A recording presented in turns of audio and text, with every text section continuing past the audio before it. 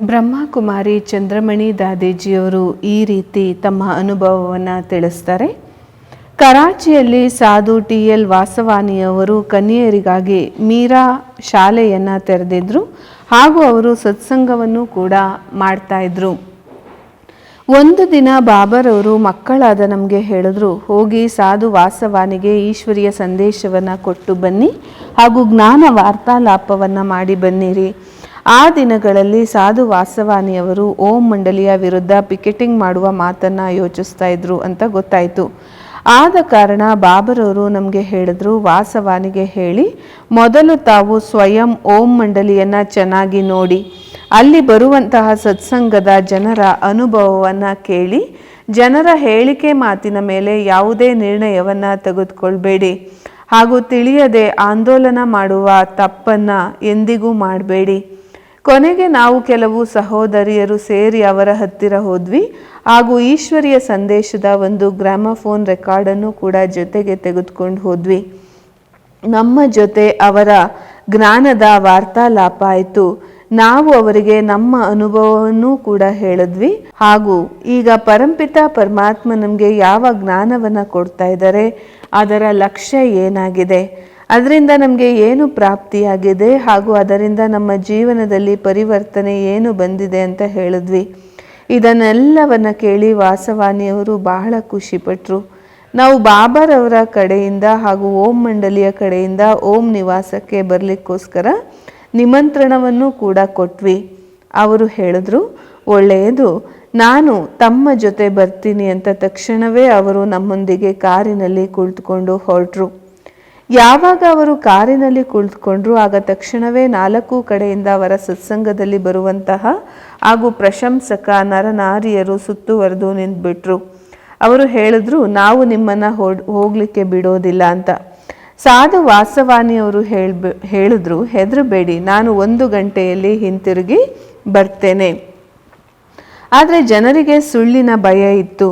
ಒಂದು ವೇಳೆ ಅಲ್ಲಿಗೆ ಹೋದ ಮೇಲೆ ಓಂ ಮಂಡಲಿಯ ಪ್ರಭಾವ ಇವರ ಮೇಲೆ ಬಿದ್ದರೆ ಇವರು ಕೂಡ ಬ್ರಹ್ಮಕುಮಾರ ಆಗ್ಬಿಡ್ತಾರೆ, ನಮ್ಮೆಲ್ಲರ ಗತಿ ಏನು ಅಂತ ಯೋಚನೆ ಮಾಡಿದ್ರು. ಕೊನೆಗೆ ಅವರು ವಾಸವಾನಿಯವರಿಗೆ ಹೋಗಲಿಕ್ಕೆ ಬಿಡಲಿಲ್ಲ. ವಾಸವಾನಿಯವರು ಕಾರಿನಿಂದ ಇಳಿದು ದಾದಾರವರೊಂದಿಗೆ ಭೇಟಿ ಮಾಡಲಿಕ್ಕೆ ಬಹಳ ಮನಸ್ಸಿತ್ತು. ಆದರೆ ಈಗ ಬರಲಿಕ್ಕೆ ಆಗೋದಿಲ್ಲ, ಮತ್ತೊಂದು ಬಾರಿ ಬರ್ತೇನೆ ಅಂತ ಹೇಳಿದ್ರು. ಇದಾದ ಸ್ವಲ್ಪ ದಿನಗಳ ನಂತರ ಸಾಧು ವಾಸವಾನಿಯವರ ಶಿಷ್ಯರು ಹಾಗೂ ಮುಖಂಡರು ಅವರನ್ನು ಸ್ವಯಂ ಪ್ರೋತ್ಸಾಹ ಮಾಡಿದ್ರು. ಒಂದು ದಿನ ಸಾಧು ವಾಸವಾನಿಯವರು ಅವರೆಲ್ಲರ ಜೊತೆ ಸೇರಿಕೊಂಡು ಓಂ ನಿವಾಸದ ಹೊರಗಡೆ ಪಿಕೆಟಿಂಗ್ ಮಾಡಿದ್ರು. ಸಾವಿರಾರು ಜನ ಅಲ್ಲಿ ಸೇರಿದ್ರು. ಎಲ್ಲರೂ ಕೂಡ ಬಹಳ ಜೋರಾಗಿ ಆಕ್ರಮಣ ಮಾಡಿದ್ರು. ಅವರು ಗೋಡೆಯನ್ನು ಒಡೆದು ಒಳಗೂ ಕೂಡ ನುಗ್ಗಿ ಬಂದರು.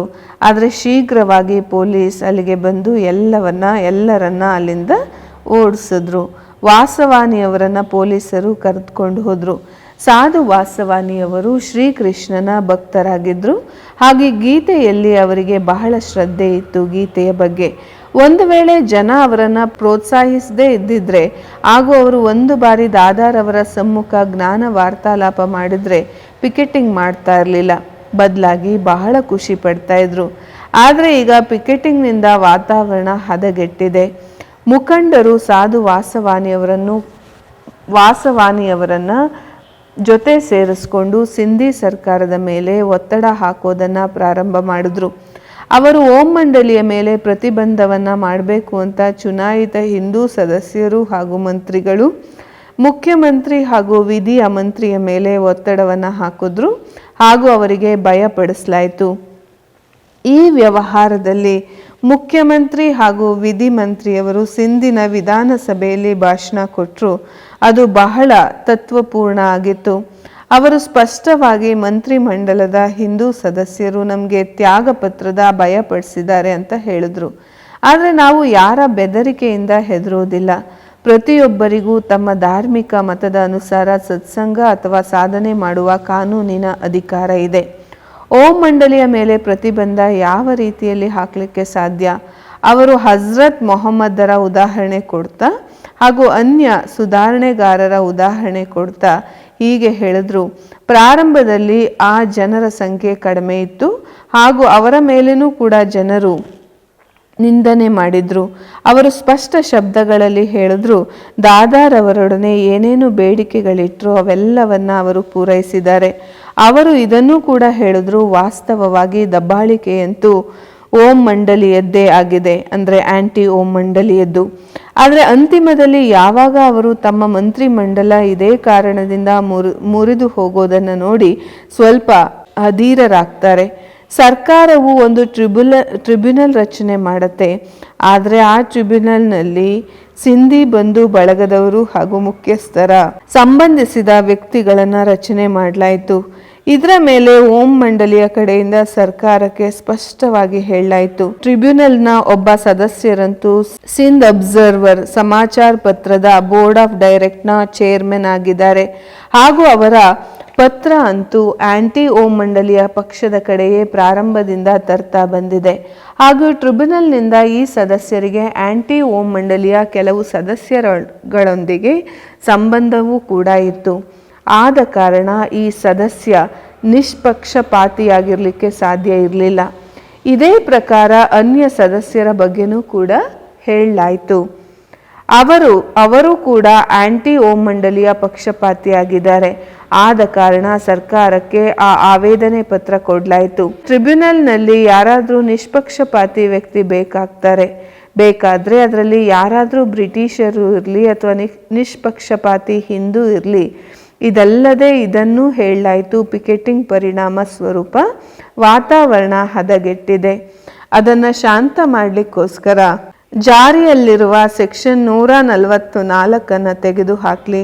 ಯಾಕೆಂದರೆ ಓಂ ಮಂಡಳಿಯ ಪ್ರತಿನಿಧಿಗಳು ತಮ್ಮಲ್ಲಿ ಭೇಟಿ ಮಾಡಲಿ ಹಾಗೂ ಅವರು ತಮ್ಮ ವಕೀಲರಿಂದ ಸಲಹೆ ಪಡ್ಕೊಳ್ಳಿ ಅಂತ.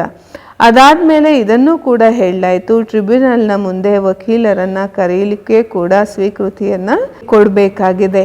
ಯಾಕೆಂದರೆ ಓಂ ಮಂಡಳಿಯ ಪ್ರಬಂಧ ಕಮಿಟಿಯ ಸದಸ್ಯರು ಕಾನೂನಿನ ಮಾತುಗಳನ್ನು ಕೇಳುವ ವಿಧಾನದಲ್ಲಿ ಅಪರಿಚಿತರಾಗಿದ್ದರು.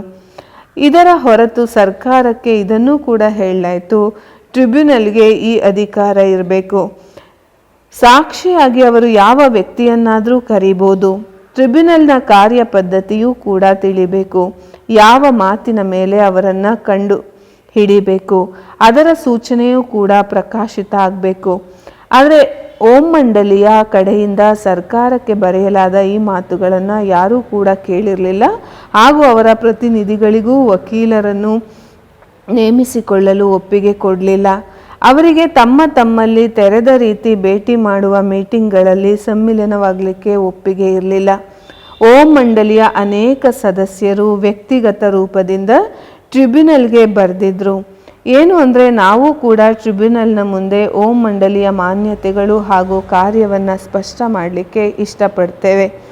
ಖಂಡಿತ ಅವರು ಪ್ರತಿಷ್ಠಿತ ಕುಲದ ನರನಾರಿಯರಾಗಿದ್ದರು. ಆದರೆ ಅವರಲ್ಲಿ ಯಾರನ್ನೂ ಕೂಡ ಸಾಕ್ಷಿಗಳನ್ನಾಗಿ ಕರೀಲಿಲ್ಲ. ಕೊನೆಗೆ ಟ್ರಿಬ್ಯುನಲ್ ಓಂ ಮಂಡಳಿಯ ಪ್ರತಿನಿಧಿಗಳ ಹೇಳಿಕೆಯನ್ನು ಪಡೆಯದೆ ಒಂದು ಏಕಪಕ್ಷೀಯ ನಿರ್ಣಯವನ್ನು ಕೊಡ್ತು. ಅದರಲ್ಲಿ ಓಂ ಮಂಡಳಿಯ ಸದಸ್ಯರು ಬೇರೆಯಾಗಿ ಇರಬೇಕು ಅಂತ ಶಿಫಾರಸು ಮಾಡಿತು. ಇದು ದೊಡ್ಡ ವಿಚಿತ್ರ ನಿರ್ಣಯ. ಯಾಕೆಂದರೆ ಓಂ ಮಂಡಳಿಯ ಸದಸ್ಯರಂತೂ ಒಂದು ಪರಿವಾರ ಆಗಿದ್ರು. ಏನು ಪತಿ ಪತ್ನಿಯಿಂದ ತಂದೆ ಮಕ್ಕಳಿಂದ ದೂರ ಇರೋದೆ ಎಲ್ಲ ಕುಟುಂಬದವರು ಓಂ ಮಂಡಳಿಯಲ್ಲೇ ಇದ್ದಾರೆಂದು ಟ್ರಿಬ್ಯುನಲ್ಗೆ ಗಮನ ಹೋಗಿರಲಿಲ್ಲ. ಅಂತಿಮದಲ್ಲಿ ಈ ನಿರ್ಣಯ ಕೆಲವು ಸಮಾಚಾರ ಪತ್ರಗಳಲ್ಲಿ, ಸಿಂಧ್ ಗೆಜೆಟ್ನಲ್ಲಿ ಕಠಿಣ ಆಲೋಚನೆ ಆಯಿತು. ಬಹಳಷ್ಟು ಶಿಕ್ಷಣ ಪಡೆದ ಜನರು ಇದು ಅನ್ಯಾಯ ಆಗಿದೆ ಅಂತ ಧ್ವನಿ ತೆಗೆದ್ರು. ಪ್ರತಿಯೊಬ್ಬರಿಗೂ ತಮ್ಮ ಧಾರ್ಮಿಕ ಸಿದ್ಧಾಂತಗಳ ಮೇಲೆ ನಡೀಲಿಕ್ಕೆ ಸಂಪೂರ್ಣ ಸ್ವಾತಂತ್ರ್ಯವಿದೆ. ಓಂ ಮಂಡಳಿಯ ಕಡೆಯಿಂದಲೂ ಕೂಡ ಗವರ್ನರ್ ಸಾಹೇಬರಿಗೂ ಕೂಡ ಪತ್ರ ಬರೆಯಲಾಯಿತು. ಸಮಾಚಾರ ಪತ್ರಗಳಲ್ಲಿ ಈ ಮಾತಿನ ಮೇಲೆ ಬಹಳ ಚರ್ಚೆ ನಡೆಯಿತು. ಯಾವ ಕಾನೂನಿನ ಅಂತರ್ಗತ ಓಂ ಮಂಡಳಿಯ ಸದಸ್ಯರಿಗೂ ಬೇರೆ ಇರಲಿಕ್ಕೆ ಹೇಳಲಾಗದೆ ಯಾವ ಕಾನೂನಿನಲ್ಲಿಯೂ ಈ ಮಾತು ಸೇರೋದಿಲ್ಲ. ಅದಂತೂ ಉಪದ್ರವ ಮಾಡುವ ಸಂಸ್ಥೆಯ ಮೇಲೆ ವಿಧಿಸಲು ಸಾಧ್ಯ. ಆದರೆ ಓಂ ಮಂಡಳಿಯ ಬಗ್ಗೆ ಅಂತೂ ಕೋರ್ಟ್ ಮೊದಲು ಕೂಡ ಒಂದು ಬಾರಿ ನಿರ್ಣಯ ಕೊಡ್ತು. ಈ ಜನರು ಶಾಂತಿ ಪ್ರಿಯರು ಹಾಗೂ ಸಮಾಜ ಸುಧಾರಕರು. ಆದರೆ ಎಷ್ಟು ಅನ್ಯಾಯ ಇದೆ ಈ ವಿಶ್ವದಲ್ಲಿ. ಕೋರ್ಟಿನ ನಿರ್ಣಯದ ಕಡೆಗೂ ಕೂಡ ಗಮನವನ್ನು ಕೊಡದೆ ಮಂತ್ರಿಮಂಡಲವನ್ನು ಉಳಿಸ್ಲಿಕ್ಕೆ ನ್ಯಾಯದ ಕೊಲೆಯನ್ನು ಮಾಡಲಾಗಿದೆ ಹಾಗೂ ಕೊನೆಯವರೆಗೆ ಓಂ ಮಂಡಲಿಗೆ ಯಾರು ಸಾಕ್ಷಿಯನ್ನು ಕೊಟ್ಟಿದ್ದಾರೆ ಅಂತ ಕೂಡ ಹೇಳಲಾಗಲಿಲ್ಲ. ಹಾಗೂ ಅವರು ಏನನ್ನು ಹೇಳಿದ್ರು ಮತ್ತು ಓಂ ಮಂಡಲಿಯ ವಿರುದ್ಧದ ಆರೋಪ ಏನು ಹಾಗೂ ಅದರ ಆಧಾರ ಮತ್ತು ಪ್ರಮಾಣ ಏನು ಅನ್ನೋದು ಕೊನೆಗೂ ಗೊತ್ತಾಗಲಿಲ್ಲ. ಅಂತಿಮದಲ್ಲಿ ಸಿಂಧಿನ ಮುಖ್ಯಮಂತ್ರಿ ಮತ್ತು ವಿಧಿಮಂತ್ರಿ ಅನೌಪಚಾರಿಕ ರೂಪದಿಂದ ಸೂಚನೆ ಕೊಟ್ಟರು. ಓಂ ಮಂಡಲಿಗೆ 5-6 ಬಂಗಲೆಗಳ ಅಕ್ಕಪಕ್ಕ ತೆಗೆದುಕೊಳ್ಬೇಕು. ಅಲ್ಲಿ ಅವರುಗಳು ಸ್ವಲ್ಪ ಸಮಯ ಬೇರೆಯಾಗಿ ಇರಲಿಕ್ಕೆ ಮಾತಿನ ಆಶ್ವಾಸನೆ ಕೊಟ್ಟರು. ಕೆಲವು ಸಮಯ ಈ ಪ್ರಕಾರ ಮಾಡೋದ್ರಿಂದ ಜನಗಳ ನಿಂದನೆ ಹಾಗೂ ಆಂದೋಲನ ಕೊನೆ ಆಗತ್ತೆ ಹಾಗೂ ಸರ್ಕಾರ ಓಂ ಮಂಡಲಿಯ ವಿರುದ್ಧ ಯಾವುದೇ ಹೆಜ್ಜೆಯನ್ನು ತೆಗೆದುಕೊಳ್ಳೋದಿಲ್ಲ. ತಂದೆ ತಮ್ಮ ಮಕ್ಕಳ ಮನಸ್ಸನ್ನು ಖುಷಿ ಮಾಡಲಿಕ್ಕೆ ಪ್ರಯತ್ನ ಅಂತೂ ಪಡ್ತಾರೆ. ಕೊನೆಗೆ ಅದೇ ರೀತಿ ಮಾಡಲಾಯಿತು. ಒಂದು ಬಂಗಲೆಯಲ್ಲಿ ಬಾಬರವರು ಮತ್ತು ಅವರ ಜೊತೆ ಕೆಲವು ಪರಿವಾರ, ಅದರಲ್ಲಿ ಅವರ ಲೌಕಿಕ ಸಂಬಂಧಿಗಳಿದ್ರು. ಒಂದು ಬಂಗಲೆಯಲ್ಲಿ ಸಣ್ಣ ಸಣ್ಣ ಮಕ್ಕಳಿರ್ತಾ ಇದ್ರು. ಅವರು ಲೌಕಿಕ ಶಿಕ್ಷಣದ ಹೊರತು ಈಶ್ವರಿಯ ಜ್ಞಾನವನ್ನು ಕೂಡ ಪಡೀತಾ ಇದ್ರು. ಒಂದು ಬಂಗಲೆಯಲ್ಲಿ ಓಂ ರಾಧೆಯವರ ಜೊತೆ ಮಾತೆಯರು ಹಾಗೂ ಅತಿ ಸಣ್ಣ ವಯಸ್ಸಿನ ಕನ್ಯೆಯರಿರ್ತಾ ಇದ್ರು. ಮತ್ತೊಂದು ಬಂಗಲೆಯಲ್ಲಿ ಅಣ್ಣಂದ್ರು ಇರ್ತಾ ಇದ್ರು. ವಿದ್ಯಾರ್ಥಿ ಜೀವನ ಹಾಗೂ ಈಶ್ವರಿಯ ವಿದ್ಯೆಯ ಕಾರ್ಯವೂ ಮೊದಲಿನ ರೀತಿಯೇ ನಡೀತಾ ಇತ್ತು. ತಮ್ಮ ಬಸ್ಸುಗಳಲ್ಲಿ ಕುಳಿತು ಪ್ರತಿದಿನ ಎಲ್ಲರೂ ಕೂಡ ಕ್ಲಿಫ್ಟನ್ ಸಾಗರದ ದಡದಲ್ಲಿ ಸುತ್ತಾಡಲಿಕ್ಕೆ ಹೋಗ್ತಾ ಇದ್ರು. ಸ್ವಲ್ಪ ಸಮಯದಲ್ಲಿಯೇ ಜನರು ಜಗಳ ಹಾಗೂ ಗಲಾಟೆ ಮಾಡಲಿಕ್ಕೆ ಪ್ರಯತ್ನ ಮಾಡಿದ್ರು. ಕೊನೆಗೆ ಅವರು ಅಲುಗಾಡುವಂಥವರಲ್ಲ, ಇವರಿಗೆ ಈಶ್ವರಿಯ ಆಕರ್ಷಣೆ ಆಗಿ ಹೋಗಿದೆ ಅನ್ನೋದನ್ನು ನೋಡಿದ್ರು. ಅವರು ಸುಸ್ತಾಗಿ ಹಿಂತಿರುಗಿ ಹೈದರಾಬಾದ್ಗೆ ಹೊರಟು ಹೋದರು. ಆ ಜನರಿಗೆ ಪರಂಪಿತ ಪರಮಾತ್ಮನೊಡನೆ ವೈರತ್ವ ಹಾಗೂ ತಮ್ಮ ಹಣ ಮತ್ತು ಸಮಯ ವ್ಯರ್ಥ ಆಯ್ತೇ ಹೊರತು ಏನೂ ಕೂಡ ಸಿಗಲಿಲ್ಲ. ಒಂದು ದಿನ ದಾದಾರವರ ಹಣ ಎಲ್ಲವೂ ಕೂಡ ಖರ್ಚಾಗಿ ಸಮಾಪ್ತಿಯಾಗಿ ಎಲ್ಲ ಮಾತೆಯರು, ಅಕ್ಕಂದಿರು ಮತ್ತು ಅಣ್ಣಂದಿರು ಹಿಂತಿರುಗಿ ಹೊರಟು ಹೋಗ್ತಾರೆ ಅಂತ ಅವರು ಯೋಚನೆ ಮಾಡಿದ್ರು. ಅವ್ರಿಗೆ ಏನು ಗೊತ್ತಿತ್ತು, ಇದು ಸರ್ವಶಕ್ತಿವಂತ ಪರಂಪಿತ ಪರಮಾತ್ಮನಿಂದ ಸ್ಥಾಪನೆ ಆಗಿರುವಂತಹ ವಿಶ್ವವಿದ್ಯಾಲಯ ಅಂತ. ಇದು ಯಾವುದೇ ಮನುಷ್ಯನಿಂದ ಸ್ಥಾಪನೆ ಮಾಡಲಾಗಿರುವ ಸಾಧಾರಣ ಜ್ಞಾನ ಯಜ್ಞ ಅಥವಾ ವಿದ್ಯಾಲಯ ಅಲ್ಲ. ಯಾವುದೇ ವ್ಯಕ್ತಿ ಓಂ ಮಂಡಲಿಗೆ ಹಣವನ್ನು ಕೊಡಬಾರ್ದು. ಯಾಕೆಂದರೆ ಇವರ ಹಣ ಸಮಾಪ್ತಿ ಆಗಲಿ ಹಾಗೂ ಈ ಸಂಸ್ಥೆ ಅಂತ್ಯ ಆಗಲಿ ಅಂತ ಜನರು ಸಮಾಚಾರ ಪತ್ರಿಕೆಗಳಲ್ಲಿ ಪ್ರಕಟಣೆ ಮಾಡ್ತಾಯಿದ್ರು. ಆದರೆ ಯಾವ ಓಂ ಮಂಡಲಿಯ ಆಧಾರ ತ್ಯಾಗ, ತಪಸ್ಸು ಹಾಗೂ ಈಶ್ವರಿಯ ನಿಷ್ಠೆಯಾಗಿತ್ತು, ಅದನ್ನು ಜನರು ಹೇಗೆ ಅಂತ್ಯಗೊಳಿಸಲಿಕ್ಕೆ ಸಾಧ್ಯ? ಅದರ ಕಾರ್ಯ ಈಗ ಶಾಂತಿಪೂರ್ವಕ ಮತ್ತು ಉತ್ತಮ ರೂಪದಿಂದ ನಡೀಲಿಕ್ಕೆ ಪ್ರಾರಂಭ ಆಯಿತು.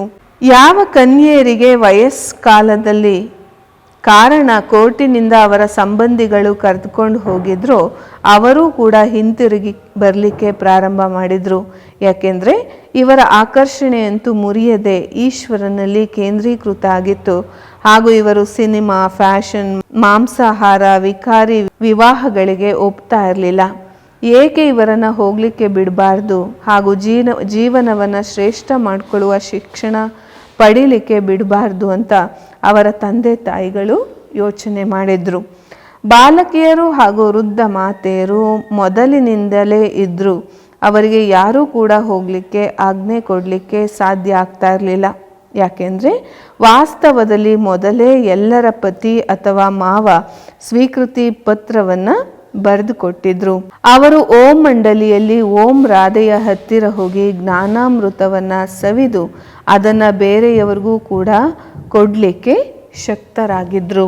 ಕೆಲವು ದೊಡ್ಡ ಕನ್ಯೆಯರನ್ನು ಕೂಡ ತಂದೆ ತಾಯಿಯನ್ನ ಮಾನ್ಯ ವ್ಯಕ್ತಿಗಳಿಂದ ಒತ್ತಡವನ್ನು ಹಾಕಿ ತಮ್ಮ ಮನೆಗಳಲ್ಲಿ ಕರೆದುಕೊಂಡು ಹೋಗಿದ್ದವರು ಈಗ ಹಿಂತಿರುಗಿದ್ರು. ಯಾಕೆಂದರೆ ಅವರ ಆಕರ್ಷಣೆ, ನಿಷ್ಠೆ, ತ್ಯಾಗ ಮತ್ತು ಸತ್ಯತೆಯಿಂದ ಮಧ್ಯಸ್ಥಿಕೆದಾರರು ಅಥವಾ ಮನಸ್ಸನ್ನು ಕೆಡಿಸುವಂಥ ವ್ಯಕ್ತಿಗಳು ಹಾಗೂ ತಂದೆ ತಾಯಿಯರು ಕೂಡ ಪ್ರಭಾವಿತರಾದರು. ಈ ವಿಷಯದಲ್ಲಿ ಬ್ರಹ್ಮಕುಮಾರಿ ಮನೋಹರ ಇಂದ್ರಾಜಿಯವರು ಬರೆದಿರುವುದನ್ನು ಇಲ್ಲಿ ತಿಳಿಸಲಾಗಿದೆ. ಬ್ರಹ್ಮಕುಮಾರಿ ಮನೋಹರ ಇಂದಿರಾರವರು ಈ ರೀತಿ ಹೇಳ್ತಾರೆ: ಒಂದು ದಿನ 2-3 ಕುಮಾರಿಯರ ಮಾತೆಯರಿಗೆ ಆಂಟಿ ಓಂ ಮಂಡಲಿಯವರು ಹೆದರಿಸಿ, ನೀವು ಓಂ ಮಂಡಲಿಯಿಂದ ನಿಮ್ಮ ಮಕ್ಕಳನ್ನು ಕರೆದುಕೊಂಡು ಹೋಗಿ ಅಂದರು. ಆದರೆ ನಾವಂತೂ ಅವರಿಗೆ ಸ್ವೀಕೃತಿ ಪತ್ರವನ್ನು ಬರೆದು ಕೊಟ್ಟಿದ್ದೇವೆ, ಅವರು ನ್ಯಾಯಾಲಯದಲ್ಲಿ ಆ ಪತ್ರವನ್ನು ಒಪ್ಪಿಸ್ತಾರೆ ಅಂತ ಅವರು ಹೇಳಿದ್ರು. ಇದನ್ನು ಕೇಳಿ ಆಂಟಿ ಓಂ ಮಂಡಲಿಯವರು ಅವ್ರಿಗೆ ಹೇಳಿದ್ರು, ಒಳ್ಳೆಯದು, ನಾವು ನಿಮಗೆ ಬೇರೆ ಉಪಾಯವನ್ನು ತಿಳಿಸ್ತೇವೆ. ಒಂದು ವೇಳೆ ನಾವು ತಿಳಿಸಿದ ಸೂಚನೆಯಂತೆ ನಡೆಯದಿದ್ದರೆ ನಿಮ್ಮನ್ನು ನಮ್ಮ ಊರಿನಿಂದ ಹೊರಗಡೆ ಹಾಕ್ತೇವೆ, ಹಾಗೂ ನಿಮಗೆ ಒಂದು ಗತಿ ಮಾಡ್ತೀವಿ ಅಂತ ತಿಳಿಸಿದ್ರು, ಹೆದರಿಸಿದ್ರು. ಅವರನ್ನು ಕರಾಚಿಗೆ ಕರೆದುಕೊಂಡು ಬಂದರು. ಅಲ್ಲಿ ಅವರಿಗೆ ಎಲ್ಲ ಮಾತನ್ನು ತಿಳಿಸಿ ಅಲ್ಲಿಯ ಒಬ್ಬ ಹಣವಂತ, ಶ್ರೀಮಂತ ಮತ್ತು ಪ್ರಸಿದ್ಧ ವ್ಯಕ್ತಿ ಶಿವರತ್ನ ಮೋಹತರವರ ಮನೆಯ ಬಾಗಿಲಲ್ಲಿ ಉಪವಾಸ ಮಾಡಲಿಕ್ಕೆ ಕೂರಿಸಿದ್ರು. ಯಾವಾಗ ಶಿವರತ್ನ ಮೋಹತರವರಿಗೆ ಈ ಮಾತು ಗೊತ್ತಾಯಿತು, ಆಗ ಅವರು ಈ ಮಾತೆಯರನ್ನು ಒಳಗೆ ಕರೆದು ಉಪವಾಸದ ಕಾರಣವನ್ನು ಕೇಳಿದ್ರು. ಆ ಮಾತೆಯರು ಬಹಳ ವಿನಯದಿಂದ ಹೇಳಿದ್ರು, ದಾದಾರವರೊಂದಿಗೆ ಮಾತನಾಡಿ ನಮ್ಮ ಮಕ್ಕಳನ್ನು ಕಳುಹಿಸಿ ಕೊಡಬೇಕು ಅಂತ ಹೇಳಿ ಅಂತ. ಶಿವರತ್ನರವರು ದಾದಾಜಿಯವರೊಂದಿಗೆ ಮಾತನಾಡಿ ಅವರನ್ನು ಕರೆಸ್ಕೊಂಡ್ರು. ಅವರ ಮನೆ ಒಂದು ದೊಡ್ಡ ಅರಮನೆಯಂತೆ ಇತ್ತು. ಕ್ರೋಧದಿಂದ ಅವರ ನೇತ್ರ ಕೆಂಪಾಗಿರೋದನ್ನು ನಾವು ನೋಡಿದ್ವಿ. ಅವರ ವ್ಯಕ್ತಿತ್ವ ಬಹಳ ಭಯಂಕರವಾಗಿತ್ತು. ಅವರು ನಮ್ಮೊಂದಿಗೆ ಏನನ್ನೂ ಕೂಡ ಕೇಳಲಿಲ್ಲ ಹಾಗೂ ನಮ್ಮೊಂದಿಗೆ ಏನನ್ನೂ ಕೂಡ ಮಾತನಾಡಲಿಲ್ಲ. ಬದಲಿಗೆ ಆಜ್ಞೆಯನ್ನು ಮಾಡಿದ್ರು, ಕನ್ಯೆಯರಾದ ನಮ್ಮನ್ನು ತಮ್ಮ ಮಾತೆಯರಿಗೆ ಒಪ್ಪಿಸಬೇಕು ಅಂತ. ಈ ಕುಮಾರಿಯರು ತಮ್ಮ ಮಾತೆಯರಿಗೆ ತುಂಬ ತೊಂದರೆಯನ್ನು ಕೊಟ್ಟಿದ್ದಾರೆ ಅಂದರು. ನನಗೆ ಹೇಗೆ ಕಂಸ ಕನ್ಯೆಯರನ್ನು ಶಿಲೆಯ ಮೇಲೆ ಹಾಕಿ ಹೊಡಿತಾ ಇರೋ ಹಾಗೆ ಅನ್ನಿಸ್ತಾ ಇತ್ತು. ನಾವು ಅವರ ಆತಂಕದ ಕಾರಣ ಹೊರಗೆ ಆ ಮಾತೆಯರ ಜೊತೆ ಕಾರಿನಲ್ಲಿ ಕುಳಿತುಕೊಂಡ್ವಿ. ಆ ಸಮಯ ನಮ್ಮ ಅಂತರಾತ್ಮದಲ್ಲಿ ಒಂದು ಧ್ವನಿ ಬರ್ತಾ ಇತ್ತು, ಏ ಶಕ್ತಿಯರೇ, ನೀವು ಇವರಿಗೆ ಹೆದರಬೇಡಿ, ಇವರಿಗೆ ಈಶ್ವರಿಯ ಸಂದೇಶವನ್ನು ಕೊಡಿ, ನೀವು ತಾನೇ ಇವರ ಉದ್ಧಾರಕ್ಕೆ ನಿಮಿತ್ತರಾಗಿರೋದು. ಕೊನೆಗೆ ಮತ್ತೆ ನಾವು ಕಾರ್ನಿಂದ ಇಳಿದು ಒಳಗಡೆ ಬಂದ್ವಿ. ರತ್ನ ಮೋಹತರವರಿಗೆ ನಾವು ನಿಮ್ಮಲ್ಲಿ ಒಂದು ಮಾತನ್ನು ಕೇಳಬೇಕು ಅಂತ ಹೇಳಿದ್ವಿ. ಅವರು ಏನು ಮಾತು ಹೇಳಬೇಕು ಅಂತ ಆಶ್ಚರ್ಯದಿಂದ ಕೇಳಿದ್ರು.